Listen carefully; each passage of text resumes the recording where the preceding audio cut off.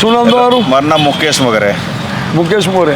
તમે એકદમ કીધું કે સન્ડેના દિવસે 65,000 લોકો ત્યાં જોવા જાય છે, દર્શન કરવા જાય છે, મંદિર જોવા જાય છે. એવું અદ્ભુત મંદિર બીજા કન્ટ્રીમાં, મોમેડન કન્ટ્રીમાં બન્યું છે. વિચાર કરો, મોદી સાહેબની પ્રશંસા.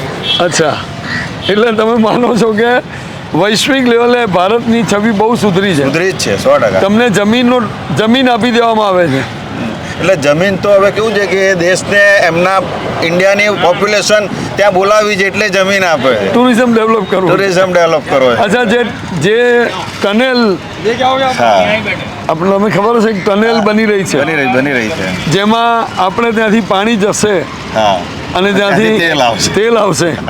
આ જે વાત છે આખી, એ વિઝન જે છે આખું, કે આ એ મોદી સાહેબ જ લઈ શકે, તમે એવું માનો છો? 100%.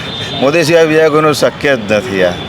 અચ્છા, અને સુમેળભર્યા સંબંધોની વાત કરું કે જે 14-15 વર્ષ પહેલાં એવું હતું કે ભારત પર ત્રાસવાદી હુમલો કરાવવો છે પાકિસ્તાનને, તો એ તાલિબાનને યુઝ કરતા હતા. આપણું પ્લેન હાઇજેક થયું હતું, તમને ખબર છે, કંદાર એરપોર્ટથી પ્લેન હાઇજેક થયું, કંદાર એરપોર્ટ પર ઉતર્યું હતું. તો એ તાલિબાનો અફઘાનિસ્તાનમાં બેઠેલા, જેનો ઉપયોગ પાકિસ્તાન ભારત વિરોધી પ્રવૃત્તિમાં કરતું હતું. આજની તારીખમાં આપણા મિત્ર બની ગયા છે. સાચી વાત છે. અફઘાનિસ્તાનમાં ડેવલપમેન્ટ માટે કેટલું ફંડિંગ એમણે આપ્યું કે આજે તાલિબાનના જે લોકો છે, જે સત્તામાં છે અત્યારે, એ લોકો ભારતને મિત્ર સમજે છે. બરોબર. આ સ્થિતિ હતી, એ આપણો જ ભાગ હતું ને અફઘાનિસ્તાન. કારણ કે પહેલાં પિક્ચર આવ્યું હતું કાબુલીવાલા, તમને યાદ હોય તો.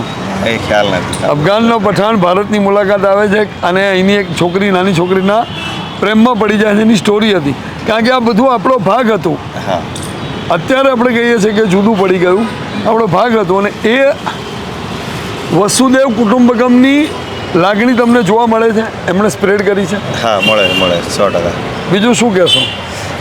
જે આ ઇલેક્શન માટે છે તો 400 તો આવશે. 400 સીટ ફાઇનલ છે? ફાઇનલ 400 પ્લસનો ટ્રાય છે, પણ 400 તો 100% આવશે. Okay, thank you.